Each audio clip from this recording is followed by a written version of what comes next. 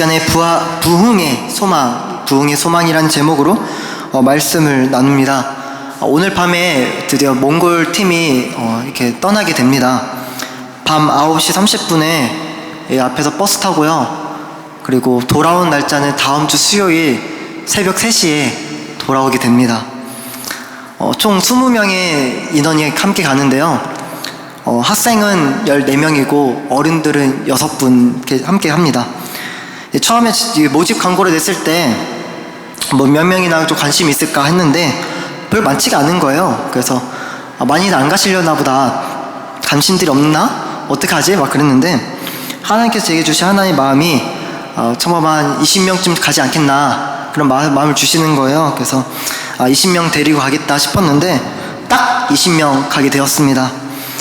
그 대다수의 학생들이 또 중고등부 학생들이에요. 그래서 처음에는 제가 중고등부 맡고 있으니까 데리고 가면은 괜찮겠다 싶었습니다.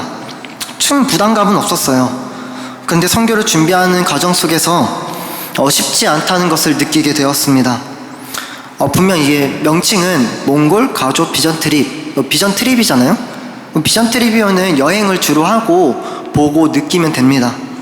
근데 저희 비전 트립은 사역적인 측면이 너무 강한 거예요. 이번에 이제 가서 금토 1박 2일 이제 캠프를 하게 되는데요. 세 곳의 교회에서 현지 아이들 100명 정도가 모입니다.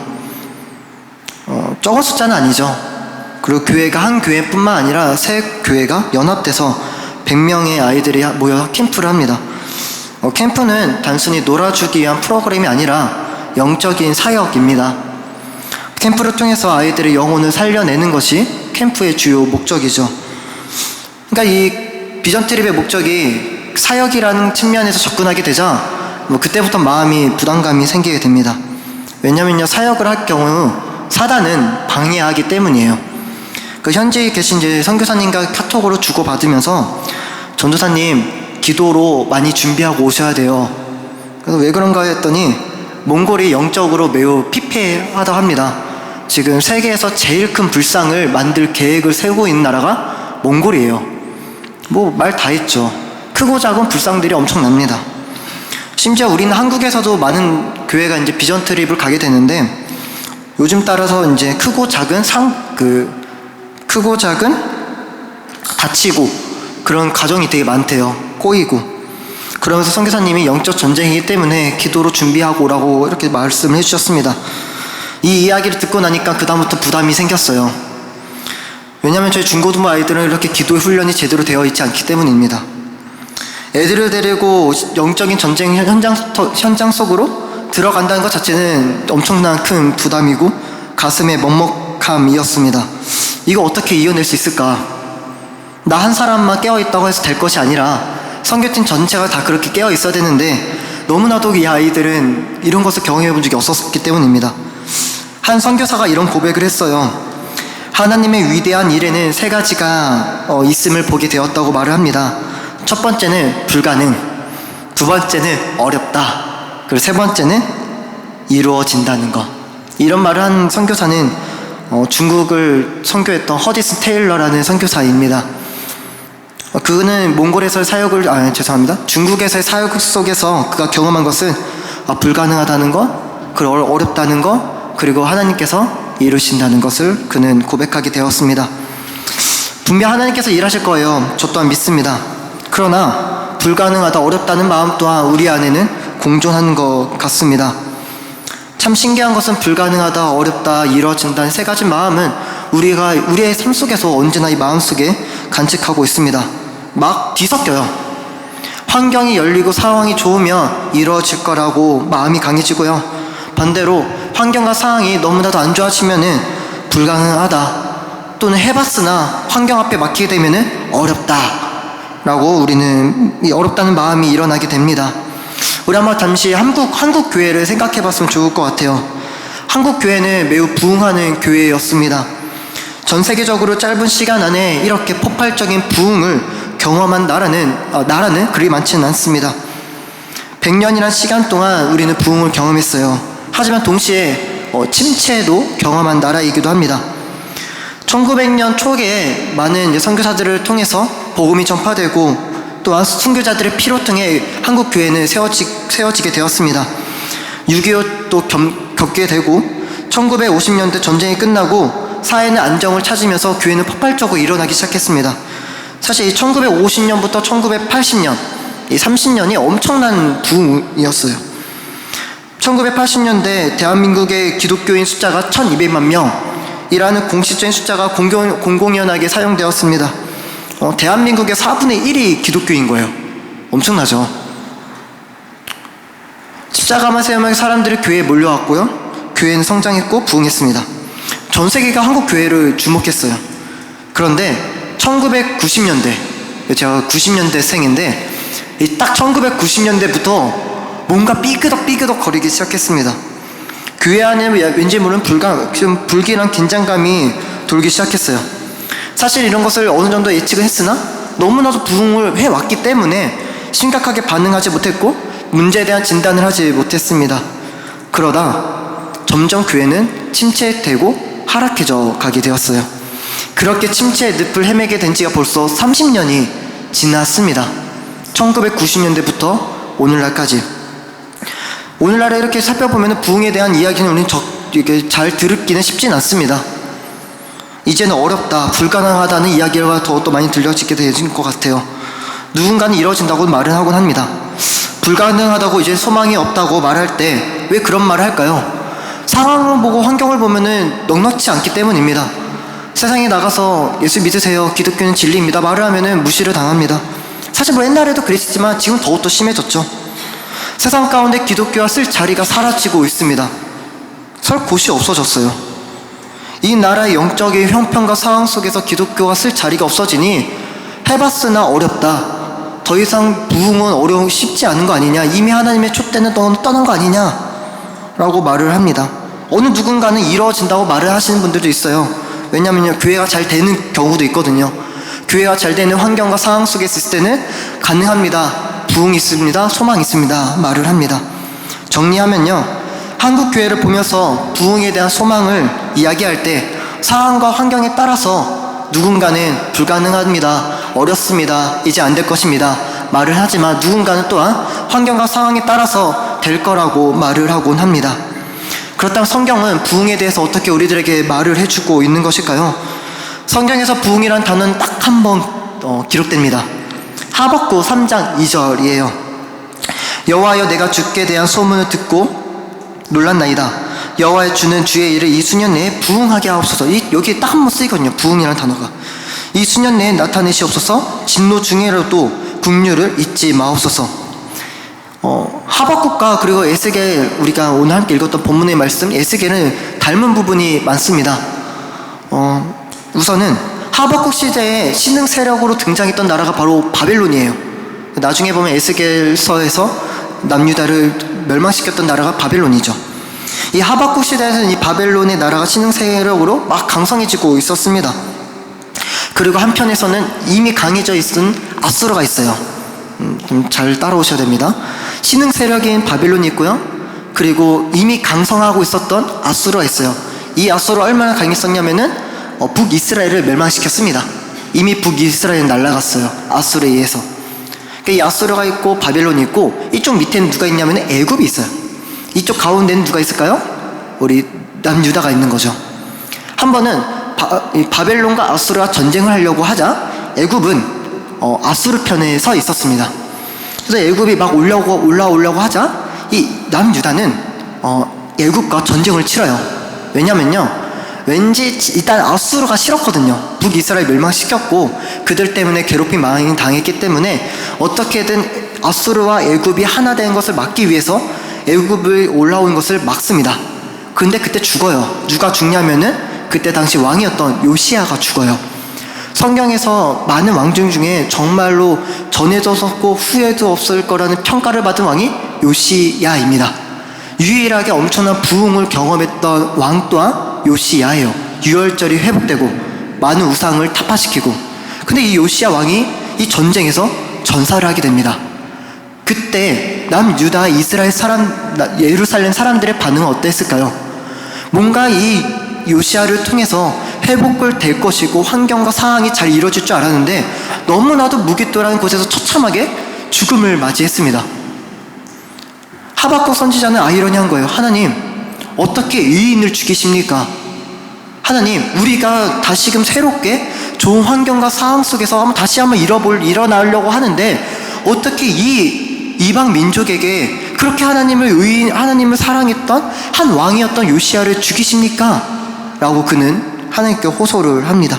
그래서 이 하박국서를 읽어보면요, 하나님께 호소하고 또 하나님은 그에 대해 응답해 주시고 또 하박국은 또 호소하고 하나님은 또 다시 응답하시는 그런 스토리로 전개가 됩니다. 그렇게 호소하는 이 하박국에 대해서 하박국에게 하나님이 이렇게 말씀하세요. 민족들이 불탈 것으로 수고하는 것과 나라들이 헛된 일로 피곤하게 되는 것이 만군의 여호와께서 말미암이 아니냐. 이는 물이 바다를 덮은 같이 여호와의 영광을 인정하는 것이 세상에 가득하기라. 쉽게 말하면요, 내가 다 할 거야, 내가 다 이룰 거야, 그렇게 이야기를 해주시고 계시는 것입니다. 하박국은 그래서 그때 알게 돼요. 하나님께서 하시겠구나. 비록 이 상황과 환경은 너무나도 열악해지고 망해져 갔는데 하나님께서 주시는 그 말씀 때문에 그는 부흥을 소망하게 됩니다. 다시 한번 예스겔로, 우리의 본문의 말씀 예스겔로 돌아와 볼게요. 이렇게 신흥 세력이었던 이 바벨론이 드디어 더욱더 강해집니다. 결국은 예루살렘을 팍 한번 쳐요. 597년도에. 그때 다시 왕을 한 명 끌고 갑니다. 여호와김을 끌고 가요. 그리고 포로들이 생깁니다. 두 부류의 이스라엘 가운데 사람들이 생기는데요. 첫 번째 부류는 여호와김과 함께 바벨론에 끌려가는 포로민들이 등장하고요. 또 한 부류는 그럼에도 불구하고 예루살렘에 남아있는 사람들이 존재해요. 예루살렘에 남아있는 사람들과 그리고 포로로 끌려가는 사람들, 이 두 사람들이 등장을 하는데, 죄송합니다. 이 남아있는 사람들이 보기에는 너희들은 죄를 많이 지었고 너희들 하나님의 심판을 받은 거야. 그렇기 때문에 너희는 이제부터 여호와의 기업으로부터 떨어진 거라고 오히려 그렇게 말을 하는 거예요. 그래서 이 예루살렘에 남아있는 사람들은 우리는 여전히 하나님께서 구원하신 것이고 우리는 여호와로부터 기업을 이어받은 자다라고 그들을 생각합니다. 어느 정도의 이 환경과 상황 때문에 그들은 부흥을 소망하는 것 같아요. 그럼 반대로 이 포로로 끌려가는 사람들의 마음은 어떠했을까요? 자신이 지금까지 몸담고 있었던 이 예루살렘의 이 터를 떠나야 합니다. 성전으로부터 멀어져야 해요. 그들이 자신이 수고했던 그 모든 것을 또 멀어져야 하고 떠나야 하고 자신이 아껴왔던 것으로 또 떠나야만 했습니다. 그들의 마음은 어떠했을까요? 함께 가는 여호와김은 쇠사슬에 끌려가는데 지금까지 믿어왔던 왕과 함께 끌려가는 그 모습이 너무나 처참한 거예요. 좋은 나라에 가는 것이 아니라 포로민으로 끌려가는 거잖아요. 이 두 부류의 사람들이 남아있습니다. 사실 이 둘 다 고통은 당했어요. 이 예루살렘에 있는 사람들도 한번 바벨론이 쳐들어왔기 때문에 고통을 당했고, 이 사람들, 이 포로민으로 끌려간 사람들도 고통을 당하고 있죠. 똑같이 고통과 어려운 환경 속에 당하고 있으나, 그러나 이 예루살렘에 있는 사람들은 좀 더 희망이 있는 거예요. 왜죠? 난 좀 남아있으니까. 이 예루살렘과 그 포로민들, 이 두 사이의 차이는 딱 하나 있습니다. 그것은 환경의 차이였어요. 환경. 누구는 남아있느냐, 누구는 떠나있느냐, 누구는 끌려가고 있느냐. 환경의 차이였습니다. 그 자신의 환경의 차이에 따라서 사람은 자신에 대해 평가를 이렇게 해요. 나는 괜찮다, 우리는 살았다, 우리는 안전하다, 우리는 보호하셨다. 그 환경을 보고, 반대로 포로로 끌려가는 사람들은요, 끌려가는 그 환경에 따라서 이제 망했구나, 더 이상 들어오지 못할 거야, 더 이상 오지 못하겠지, 내 집을 보지 못하겠구나. 환경에 따라서 자신의 삶을 형편을 평가하고 결정 내립니다. 근데 놀라운 것은요, 하나님께서 보시는 것은 다르다는 사실이에요. 하나님께서 보실 때는 사람의 생각과 다릅니다. 우리는 내 앞에 펼쳐진 환경과 상황에 따라서 내게 주어진 삶을 평가합니다. 잘 풀리면은, 내 자녀가 잘 풀리면 잘 되겠지, 역시 이렇게 잘 크고 있는 거야. 반대로 조금이라도 어긋나면은 왜 이럴까, 너무나 속상하죠. 우리는 너무나 환경에 따라서 또한 상황에 따라서 내 자신의 형편을, 처지를 평가합니다. 결정을 내려요.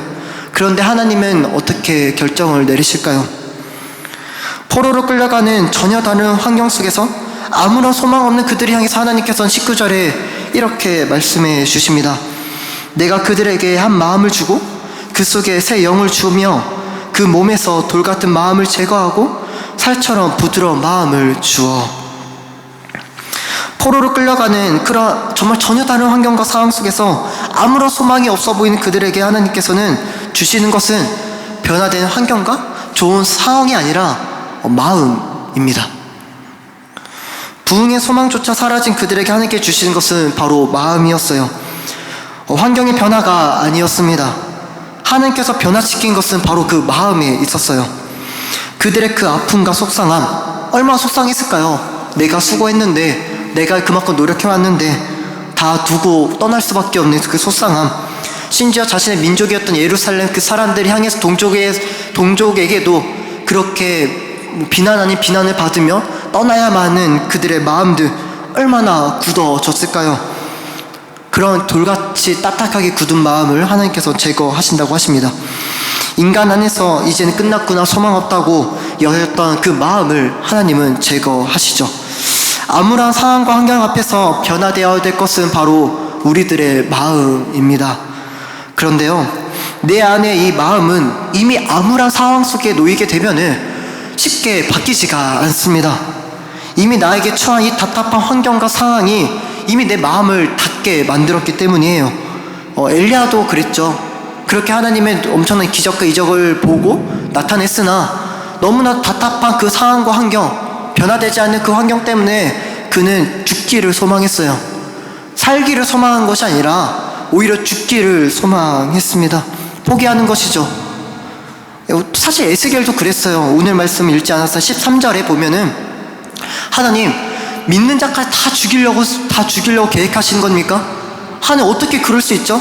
그에게 처해져 있는 그 심판에 대한 그 모습 속에서, 환경 속에서 그 또한도 마음의 답답함을 경험하게 됩니다. 그러기에 하나님께서 우리들에게 무엇을 주고 싶은 것일까요? 변화될 환경과 상황이 아니라 여전히 똑같은 환경과 상황 속에서 우리에게 마음을 주고 싶어 하십니다. 성경에 보면 한 마음을 주시겠대요. 한 마음. 도대체 이 한 마음이 뭘까요? 히브리어로 한 마음이란 에하드라는 뜻입니다. 이 에하드는 첫째라는 것이에요. 첫째. 이렇게 요약할 수 있을 것 같아요. 끌려가서 절망하고 낙담하는 수많은 마음들이 있는데 하나님께서 주시는 마음은 첫 번째 마음으로 모든 마음들을 뒤로 밀어주고 너가 가장 먼저 간직해야 할 그 우선순위 지켜야 할 그 마음, 하나님께서 주시고자 원하셨던 그 마음은 우리 마음 가운데 돌같이 딱딱하게 굳게 만들었던 그 모든 마음들을 다 뒤로 미룬 채 하나님께서 주시고 싶어 하시는 그 첫 번째 그 마음을 주고 싶어 하십니다. 우리는 환경과 상황 앞에서 많은 마음들이 올라옵니다. 원망도, 불평도, 짜증도, 수많은 다양한 마음들, 복잡한 심정들, 생각들을 다 뒤로 미룬 채 첫 번째로 가장 우선적으로 지켜야 할 그 마음을 주시는 것입니다. 가장 우리가 붙들어야 할 첫 번째 마음이죠. 그 마음을 하나님께서 주신다는 거예요. 왜 하나님께서 그 마음을 주실까요? 우리가 품고 있는 그 마음들은 너무 딱딱하게 굳어져서 나를 죽이기 때문입니다. 사람의 마음이 굳으면은 냉랭해지죠. 가족 간에도 마음이 딱딱해지면은 상처받습니다. 얼마 전에 제가 우산을 갖고 왔어요. 근데 그 우산이 동생 거였던 거예요. 제가 그 우산을 안 가져갔어요. 동생이 갑자기 제 집에 갔는데, 형, 우산 왜 안 갖고 와? 매우 딱딱하게 말을 하는 거예요. 제가 기분이 어땠을까요? 한마디 했죠. 그 우산이 네 거냐? 우리 집 거지? 사람은 마음이 딱딱하게 굳어지면 또 같이 굳어집니다. 삐졌어요. 그 다음 날이 되었습니다. 집에 치킨을 시켜놓은 거예요. 근데 동생이 저를 대하는 태도가 이상해요. 그래서 막 짜증을 내는 거예요. 그래서 제가 한마디 했죠. 너 왜 그러냐? 그랬더니 조목조목 따졌죠. 알고 봤더니 그때 삐졌던 마음 때문인 거예요. 사람은 작은 마음, 자금 하나라도 삐지게 되면 마음이 굳어버려요. 부드럽지 않습니다. 냉랭해요. 차갑습니다. 행복이 없어요. 소망이 없고 살아남이 없습니다. 다 죽여요. 나를 죽일 뿐만 아니라 다른 사람도 죽여요. 마음이 굳어지면요. 하나님께서 왜 한 마음 주실까요? 모든 인간 마음에 있었던 그 여러 안 좋은 마음들 다 제거, 뒤로 미룬 채 첫 번째 주시는 마음을 주신 이유는 살리기 위해서. 이런 인간의 환경과 상황 앞에서 우리의 마음은 너무나도 딱딱하게 굳어져서 나를 죽일 뿐 아니라 내 가족도 죽이기 때문에 나를 살리려고 하나님은 마음을 주십니다. 사실 이 부흥이라는 단어 자체는 하박국 3장 2절에 등장하는 부흥이란 그 원형은 하야라는 단어로 살아나다는 뜻이에요. 부흥은 살리는 것입니다. 누가 살리는 거예요? 하나님께서 살리시는 것입니다. 하박국은 그것을 본 거예요. 하나님은 지금 예수에게 오늘 본문에서 그것을 하시겠다는 거예요. 내가 부흥 줄게. 내가 너희들의 그 딱딱하게 굳어져서 죽을 수밖에 없는 그 마음 내가 변화시켜 주겠다는 이야기를 하고 있습니다. 우리는 오늘의 말씀 속에서 두 가지를 정리해서 살펴볼 수가 있는데요. 첫 번째는 부흥의 시작은 하나님이라는 사실입니다. 하나님이 부흥을 시작하세요. 사람의 좋은 분위기로 우리는 환경을 통해서 부흥을 만들어 나갈 수가 없습니다. 매우 부흥을 이렇게 묵상하고 생각하면서 구원과 매우 밀접하다는 생각이 들게 되었어요. 구원은 전적인 하나님의 은혜입니다. 구원 앞에서 우리가 할 수 있는 것은 전혀 없어요. 내가 뭐 착한 일을 한들, 내가 뭔가 좋은 것을 한들 구원에는 조금 더 다가갈 수가 없는 것이 구원의 영역입니다. 부흥 또한도 그런 것 같아요. 사람이 좋은 것을 만들었다 하여, 좋은 분위기를 만들었다 하여 부흥이 되는 것은 아닙니다. 1907년도에 있었던 평양 대부흥 운동이 있고 나서 100년 뒤에 우리나라에는 다시금 부흥을 소망했어요. 어게인 1907. 하지만 사람들의 많은 분위기, 그리고 모임, 집회, 하지만 쉽지 않았습니다. 부흥은 하나님이 주시는 거예요. 1907년도에 있었던 평양 대부흥 운동은 하나님이 일하셨어요. 하나님께서 마음을 주셨습니다. 사람들의 마음에 회개하는 마음을. 그로부터 시작된 것이 부흥입니다. 부흥의 시작점은 하나님입니다. 우리는 그것을 인정해야 합니다. 그리고 그것을 붙들어야 하죠. 하나님께서는 그렇게 부흥을 시작하세요. 어떻게 시작하시냐면은 마음을 주는 것으로 시작합니다. 사실 오늘 본문의 말씀에서 19절에 보면은 세 가지를 주세요. 내가 한 마음을 주고 새 영을 주며, 그리고 돌 같은 마음을 제거하고 살처럼 부드러운 마음을 주고 하나님으로부터 시작된 부흥은 하나님께서 주시는 것으로 시작됩니다. 무엇을 주실까요? 돈 아닙니다. 좋은 환경 아닙니다. 주시는 것은 마음에서부터 시작하십니다. 하나님께서는 그런 마음을 주세요. 왜 하나님은 마음을 주실까요? 아니, 돈을 주시거나 막 사람들의 엄청난 좋은 환경을, 분위기를 만들어가 주시면 참 좋겠는데 왜 하필 마음일까요? 그것은 하나님도 부흥을 소망하는 마음이 있기 때문이에요. 하나님께서 우리 가운데 마음을 주시는 것은 하나님도 그 마음을 가지고 있기 때문입니다. 하나님 이 암울하고 이 포로로 끌려가서 얼마나 처참해요. 마음 굳어진 그들을 향해서 하나님은 회복되기를 원하셨어요. 내가 너희들 마음을 아는데 내 마음은 너희들이 회복되는 것을 원한다. 하나님의 마음이 있기에 하나님은 그 마음을 주십니다. 그래서 하나님께서 완전히 멸하시지 않으시죠. 부흥, 회복을 원하시는 하나님의 그 마음, 그것은 단순히 국가나 조직이나 교회뿐만이 아니라 하나님 우리 가정과 그 내 자신, 개인에게도 말씀하고 계십니다. 하나님은 부흥되기를 소망하세요. 우리가 살아나기를 소망합니다. 그렇기 때문에 우리 가운데 하나님의 그 마음을 주시는 것입니다. 나 한 사람이 회복되면 가정이 살죠. 우리가 살아나면 교회가 삽니다. 교회가 살면 이 사회와 민족이 살아나게 되는 것이죠. 그 시작점은 바로 마음에 있습니다. 하나님께서 주신 마음이 있는데 혹시 자꾸 흔들리고 계시진 않나요? 첫사랑도 마음이죠. 하나님께 주신 비전도 마음입니다. 사명도 마음입니다. 하지만 자꾸 흔들릴 때가 많아요. 그럴 때만 우리는 어떻게 할까요? 붙들어야 하죠. 기도해야 합니다. 아무것도 연리하지 말고 모든 일에 기도와 간구로 너희 구할 것을 감사함으로 하나님께 아뢰라. 그래야 하면 모든 지각이 뛰어난 하나님의 평강이 너희 마음과 생각을 지키시리라. 결국 지키시는 분도 하나님이세요. 주시는 분도 하나님이시고 지키실 분도 하나님이시고, 하나님께 주신 마음이 우리 안에 있나요? 가정을 향해서, 내 자신을 향해서, 나의 교회를 향해서, 이 나라를 향한 내 마음, 하나님께 주신 마음이 있나요? 내 인생을 붙들고 있는 그 하나님께 주신 나를 향한 마음이 있나요? 그 마음이 있으면 삽니다. 그 마음이 없으면 우리는 죽어요. 또다시 환경 보고 상황 보고 실족하고 넘어지며 역시 안 돼, 역시 불가능해, 어렵다. 반대로 우리에게 하나님께 주신 마음이 있다면 우리는 이 마음을 강하고 붙들어야 합니다. 그러나 사단은 우리의 그 마음을 흔들어내죠. 흔듭니다. 상황 흔들어서, 환경 흔들어서 그 마음을 무너뜨리려고 합니다. 다시금 돌처럼 단단하게 굳게 만들죠. 똑같은 상황, 안 좋은 환경 상황 딱 던져주고는 시험하죠. 흔들어 놓고 다시 굳어져라. 하나님께서 이번 선교를 준비하면서 하나님께서 주신 마음이 하나 있었습니다. 그 마음은 그 아이들을 사랑을 전해주는 것이었어요. 내가 받은 사랑을, 하나님의 사랑을 그 아이들에게 전해주는 것, 그것이 하나님께 주신 저의 가장 큰 마음이었습니다. 저는 하나님의 큰 사랑을 받았거든요. 그렇게 보이시죠? 전 진짜 하나님의 사랑을 매일매일 공급받고 있어요. 그러니까 저는 힘들 때마다 지칠 때마다 하나님께 나아가면 위로를 받습니다. 다시 힘을 얻어요. 다시 똑바로 살아야겠구나. 정신 차립니다. 하나님의 사랑을 받으면 살아납니다. 사랑을 받으면 살아나요. 그것을 전해주고 싶었어요. 하나님 마음이죠. 몽골 땅 되게 가난해요. 일거리가 없어요. 무슨 일을 해야 할지 몰라요. 무기력합니다. 죽음 자체를 너무 가볍게 생각해요. 추우면요 그 보드카 마시고 죽어야지. 죽음이 너무 약해요. 죽음이라 생각이 너무 쉽습니다. 그런 가정 속에 자라나고 있는 아이들 마찬가지죠. 교회 안에는 가난한 아이들이 많이 모인다고 합니다. 국가가 책임지지 않고 국가가 책임져 주지 않고 가정이 그 아이들을 부모가 책임져 주지 않아요. 사랑받지 못합니다. 뭐가 필요할까요? 돈이 필요할까요? 필요할 수 있어요. 하지만 하나님의 사랑이 있다라면 그들은 살아갈 수가 있습니다. 그것을 전해주고 싶어요. 사실 그 마음은 하나님의 마음이죠. 대신하여 그들을 좀 사랑해주고 와라. 누군가는 그 사랑을 받으면 용기를 내겠죠. 어린 아이들이 꿈을 가질 수도 있습니다. 이런 게 사랑이구나 경험하며 위로를 얻게 되겠죠. 그 아이들의 마음속에 사랑이 들어가면은 소망이 생깁니다. 누군가는 그 나라를 사랑하는 마음이 생길 수 있고, 누군가 내 가족을 책임져야겠다는 소망을 품게 되겠죠.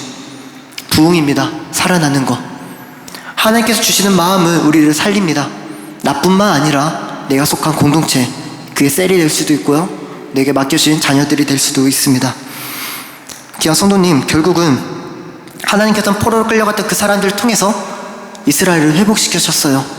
그렇게 돌아온 사람들, 느헤미야, 에스더, 학개, 그리고 스룹바벨, 여호수아, 그들을 통해서, 돌아온 자들을 통해서 하나님은 다시금 성전을, 성벽을, 예루살렘을, 이스라엘을 재건하셨습니다. 결국 환경과 상황이 아니었어요. 결국 하나님께 주신 그 마음을 간직하고 있느냐, 그 마음에서부터 시작됩니다. 말씀을 정리하면서, 현실이 답답하여 우리 마음까지 답답할 필요는 없습니다. 환경이 답답하다 하여 우리의 마음까지 돌처럼 굳어질 필요는 없습니다. 하나님께서 주시고자 원하시는 것은 마음입니다. 우리가 다시금 그 마음을 품어야 할 줄 믿습니다. 사실 이 자리 가운데 나오신 성도님들 다 그 마음 있을 줄 믿어요. 하나님께서 나에게 가정을 향해서 주신 마음, 내 자녀를 향해서 주신 마음, 내게 맡겨진 영혼들을 향한 주신 마음, 그 첫 번째 마음, 순전하고 순진하고 그 어떤 인간의 욕심도 자리 잡지 않는 그 순수한 그 마음 있을 줄 믿습니다. 우린 다시 그 마음을 붙들어야 합니다.